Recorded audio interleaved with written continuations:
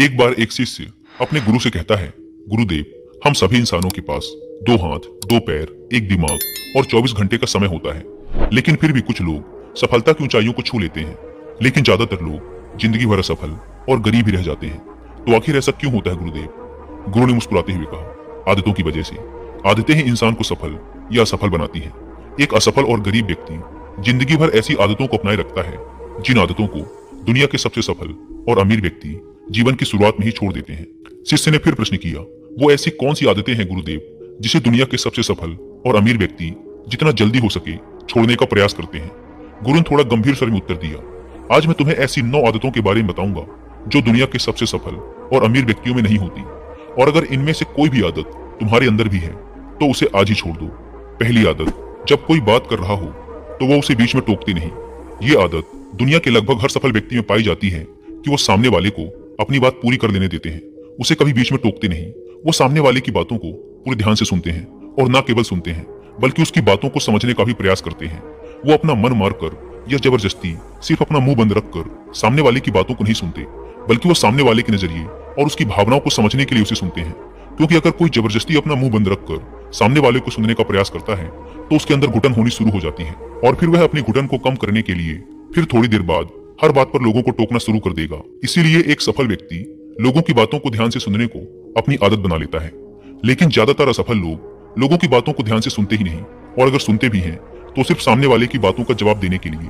लोगों की बातों को ध्यान से ना सुनने और उन्हें बीच में ही टोक देने के 2 बड़े नुकसान हैं।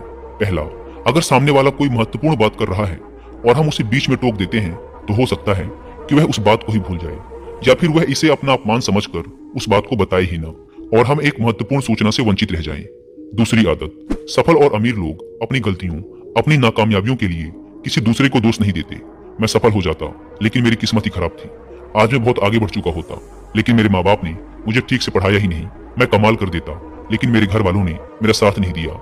ये जो दूसरों पर दोषारोपण करने की आदत है, ये व्यक्ति को थोड़ी सी क्षणिक खुशी तो दे सकती है, ये उसके घमंड को भी बढ़ा सकती है, लेकिन अंततः ये व्यक्ति को असफल ही बना के रखती है।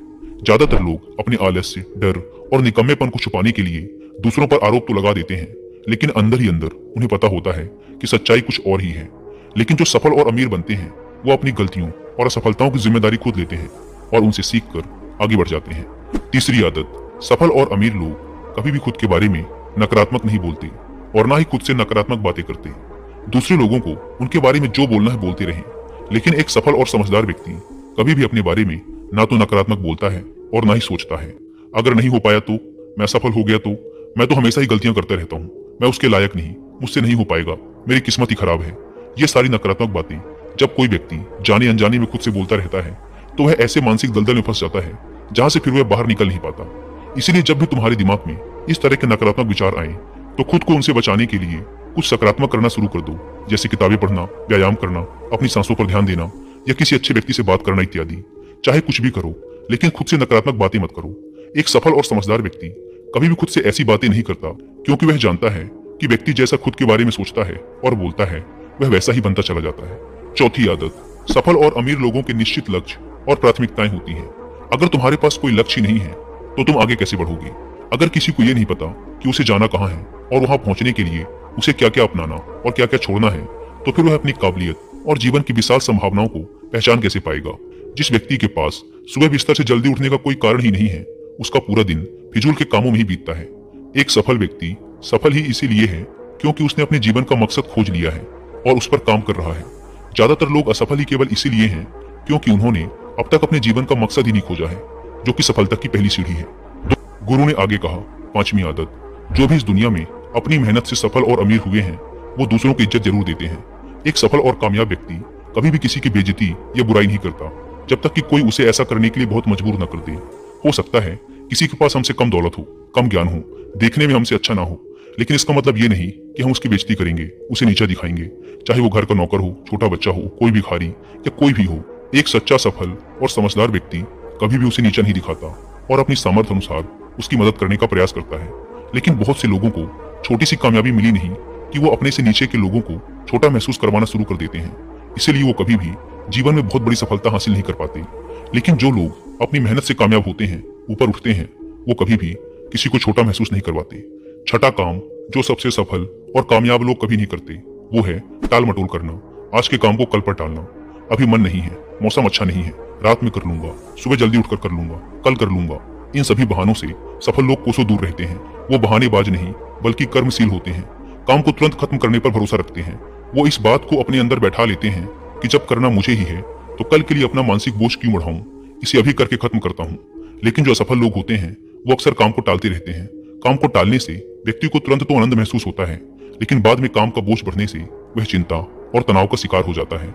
इसीलिए अगर जिंदगी में बहुत सफल होना है तो आज के काम को कल पर टालना छोड़ दो और देखना केवल यही एक आदत तुम्हें बहुत आगे तक ले जाएगी। 7वीं आदत, सफल और कामयाब लोग कभी भी जिम्मेदारी से भागते नहीं, वो बहाने नहीं बनाते, बल्कि जिम्मेदारी को सहर्ष स्वीकार करते हैं और उसे सीखने व आगे बढ़ने का एक सुनहरा मौका मानते हैं। कहा जाता है ना कि समझदारी उम्र से नहीं बल्कि जिम्मेदारी लेने से आती है।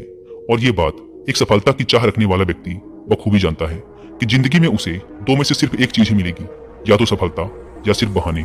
चुनना उसे ही है। और जो सच्ची सफलता की चाह रखता है वो हमेशा जिम्मेदारी को ही चुनता है।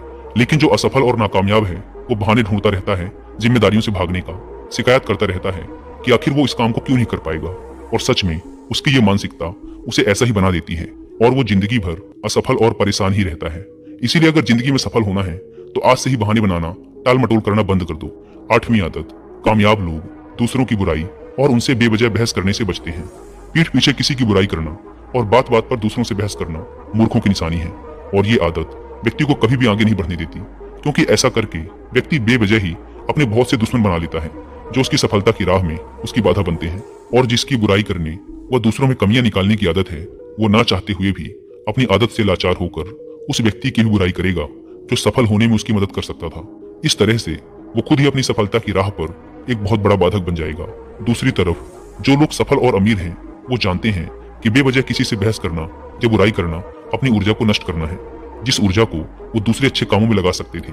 इसीलिए कई मौकों पर सफल और समझदार व्यक्ति सही जानकारी होने के बाद भी सामने वाले को सही करने का प्रयास नहीं करते और चुप रहते हैं, क्योंकि वो सामने वाले से बहस में पड़कर अपनी ऊर्जा और मानसिक शांति को बर्बाद नहीं करना चाहते।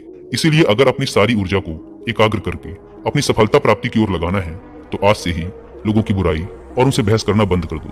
9वीं आदत, जो लोग सच में अपनी मेहनत से सफल और कामयाब होते हैं वो मदिरापान, धूम्रपान और हर तरह के नशे से खुद को दूर रखते हैं।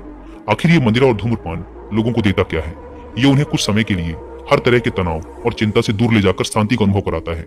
लेकिन जो लोग अपने मकसद के प्रति समर्पित हैं, अपने लक्ष्य की तरफ पूरी एकाग्रता के साथ जुटे हुए हैं, उन्हें किसी बाहरी नशे की जरूरत ही नहीं है। उन्हें अपने काम में ही नशा आता है, अपने काम में ही शांति मिलती है। ये सब नशे तो उनके लिए हैं जो अपने काम को टालते हैं और मानसिक अशांति का शिकार हो जाते हैं। फिर उस शांति को वो नशीले पदार्थों से प्राप्त करने का प्रयास करते हैं, लेकिन वो वहां भी असफल ही रहते हैं। इतना कहने के बाद गुरु मौन हो गए और शिष्य की आंखों में देखने लगे। शिष्य समझ गया कि गुरु की बातें पूरी हो गई, इसीलिए उसने गुरु को प्रणाम किया और वहां से चला गया। दोस्तों, आशा करता हूं कि आपको इस वीडियो से बहुत कुछ सीखने को मिला होगा।